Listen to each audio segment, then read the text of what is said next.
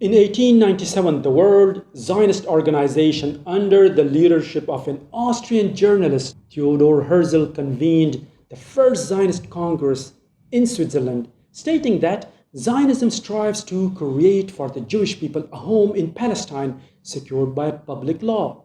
I want you to pay attention to this.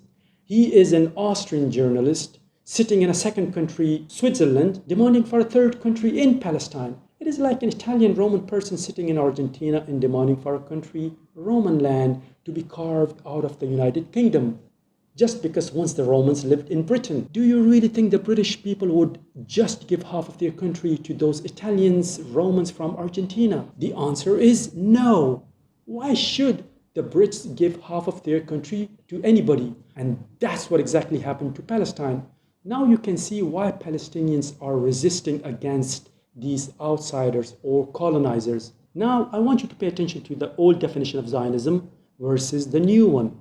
The old one was, Zionism strives to create for the Jewish people a home in Palestine secured by public law. And the new definition is, Zionism is the movement for the self-determination and statehood for the Jewish people in their ancestral homeland, the land of Israel. Have you noticed in modern definition of Zionism, they don't even acknowledge Palestine. They don't want to mention Palestine. They have erased the word Palestine from their statement, and they want you to erase Palestine from your memories as well. Because if there's no Palestine, it means there are no Palestinians. Then they can easily say, oh, Palestine never existed. And Palestinians, these are not Palestinians. These are Jordanians, these are Egyptians, they can go back to Egypt and Jordan. And that is a cynical deception, a genocidal deception. Do you know back in 1900s, Zionists considered areas in East Africa and Argentina a site for the Jewish national home.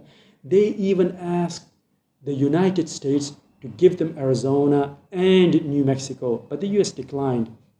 It is really strange that the US was not going to hand over Arizona and New Mexico to Zionists, but they were willing to assist them to take over Palestine. So whenever you hear Israel, it means it is occupied Palestine, and the definition of Zionism changes. For example, Zionism definition of 1897 is different from the definition they have now. Only God knows what Zionism definition would be in 20 or 30 years' time.